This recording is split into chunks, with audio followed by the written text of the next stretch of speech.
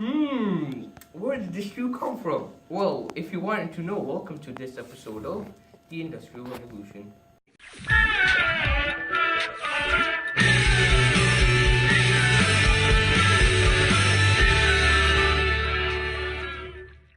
The revolution was defined as a series of improvement in industrial technology that transformed the process of manufacturing goods.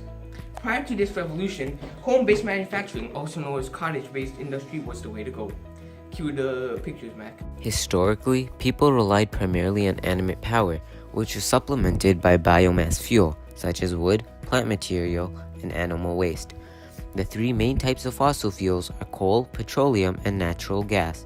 Fossil fuels are an energy source formed from the residue of plants and animals buried millions of years ago.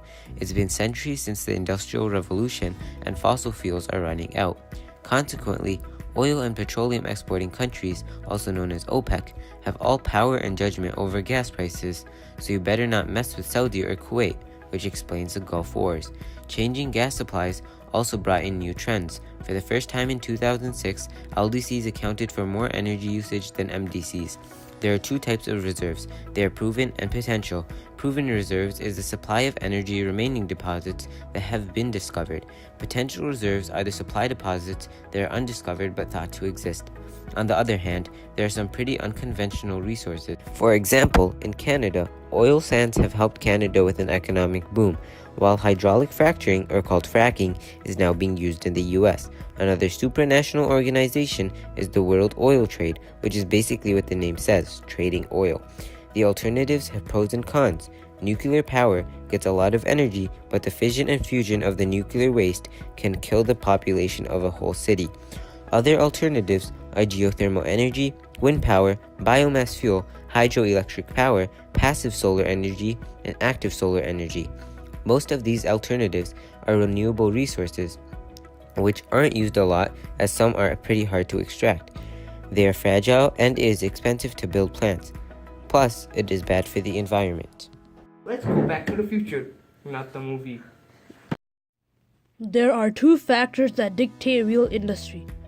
One is situational factors and the other is site factors. Let's go over situational factors, which is related to relativity. Weber's least cost theory says money dictates all. Industries look at their transportation cost when locating their factories. Bulk reducing industry is when the raw material is heavier than the finished product. Therefore, the product would be closer to the raw material than the market. And bulk gaining industry is exact opposite, and they locate near the market. One example of bulk losing industry would be copper, and a bulk gaining industry would be a car. As MDCs and LDCs separate, a new international division of labor is formed. Cheap, low-skilled jobs in labor are put in LDCs. People in LDCs are happy with cheap, low-skilled labor and money, but the thing for transnational corporations, which they like, is that these people can speak English. When companies like Foxconn do it, it is called outsourcing because they give responsibilities to independent suppliers. This can also become vertical integration. Quick delivery. Let's go talk about transportation. For transporting, for example, a cow to a meat processing factory, suppliers don't drive or sail or fly the whole way. They use multiple transportation modes. The location where the change of transportation modes occur is called a break of bulk point. One big thing that occurs at break of bulk points isn't the breaking of a product, obviously, but it is instead containerization, where just about everything is put in boxes. Ladies and gentlemen, it's the Amazon we don't know about or care about. Just like the mailman, industry has just-in-time delivery, which is the shipment of parts and materials to arrive at a factory before they are needed. There are three kinds of disruption that can hurt just-in-time delivery: natural hazards, traffic, and worst of all, industry's biggest enemy, labor unrest. Speaking of labor unrest, let's go talk about the South, your vernacular region in the United States. Many companies have moved to the South in the United States. It's not because of the good weather, it is not mainly because of the good site factors, but because of the laws. For decades, companies have fallen due to strikes and labor unrest. In the South, they have right to work laws, which require companies to have an open shop, which means your workers don't have to join a union to get the job. This leads to a lesser chance of having a strike. Now let's talk about site factors. There's labor, capital, and land. Labor must be cheap, but it could also be a labor-intensive industry. Capital is like FDI that helps companies, grow. Just like Shark Tank, except in Shark Tank, most of the Let's go back to the negative part of the Industrial Revolution. Pollution, which adds more waste to the environment than the resources can handle. Let's talk about air pollution. When factories release CO2 emissions or leak CFCs, or they just make fridges, they hurt the ozone layer through a process called the greenhouse effect.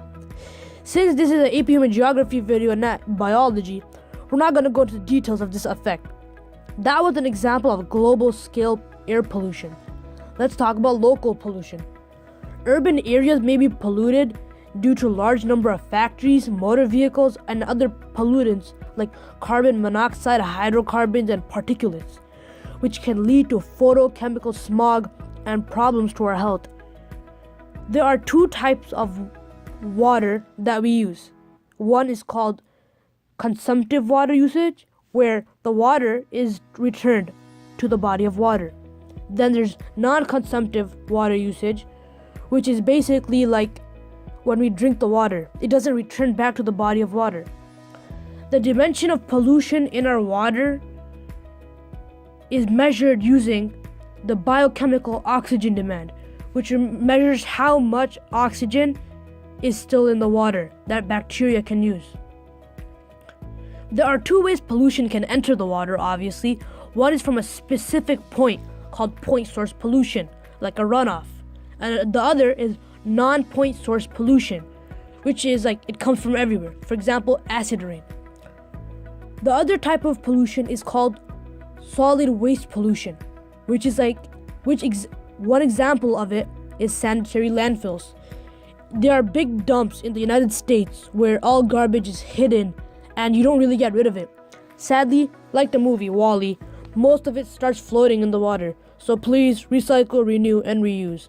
That's the end of this Crash Course video. Thank you.